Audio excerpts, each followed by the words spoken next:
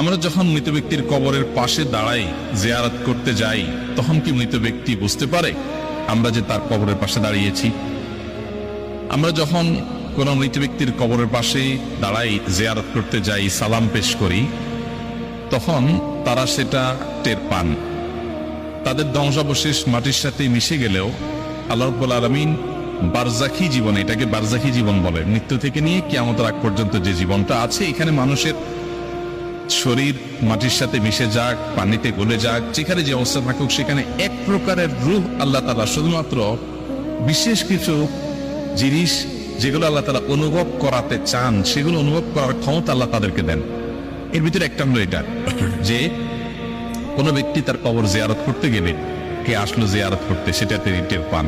সালাম যখন দেন তখন সালামের জবাবও তিনি দেন, সেটা আমরা শুনতে পাই না, জাস্ট এটুকু।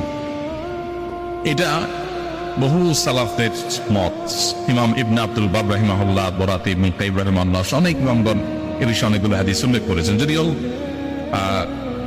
আপনার সমকালীন ওলামাদের মধ্যে শেখ বিন বাজ রাহমাতুল্লাহ আলাইহি সৌদি আরবের সাবেক মুফতি, উনি এ বিষয়ে ভিন্ন মত পোষণ করেছেন, আর অনেকে ভিন্ন মত পোষণ করেছেন। তারা বলেছেন যে মৃত ব্যক্তি টের পায় কি পায় না, এই বিষয়টা হাদিস দ্বারা চূড়ান্ত ভাবে, পরিষ্কার ভাবে, ক্লিয়ারলি প্রমাণিত না।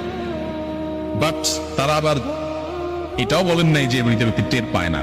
তো উভয় মতকে সামনে রেখে আমরা বেশিরভাগ সালাফ বা পূর্বসূরি ওলামাদের এই ক্ষেত্রে যে মতামত পাই, সেটা হলো যে তাদের মতামত হলো হাদিসের আলোকে যে মৃত ব্যক্তি তার পরিচিত অপরিচিত যে কোনো ব্যক্তি কবর জিয়ারত করলে তাকে যখন সালাম পেশ করে, তখন রব্বুল আলামিন তাকে এই সালামটার জবাব দেওয়ার জন্য যে রূহের প্রয়োজন, যতটুকু অনুভূতির প্রয়োজন, সে মাটি ধ্বংসাবশেষ যেখানে যে অবস্থা আছে অতটুকু আল্লাহ তাআলা ফেরত দেন এবং তিনি রিপ্লাই করেন, সেটা আমরা শুনতে পাই না, জাস্ট এটুকু।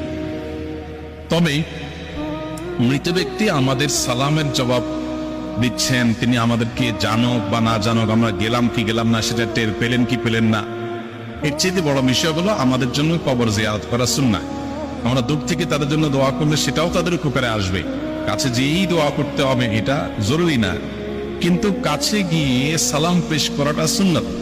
আমরা কাছে গিয়ে সালাম পেশ করলে আলাদা সওয়াব হবে। এজন্য সাধ্যে থাকলে অবশ্যই কবর জিয়ারতের চেষ্টা করা উচিত।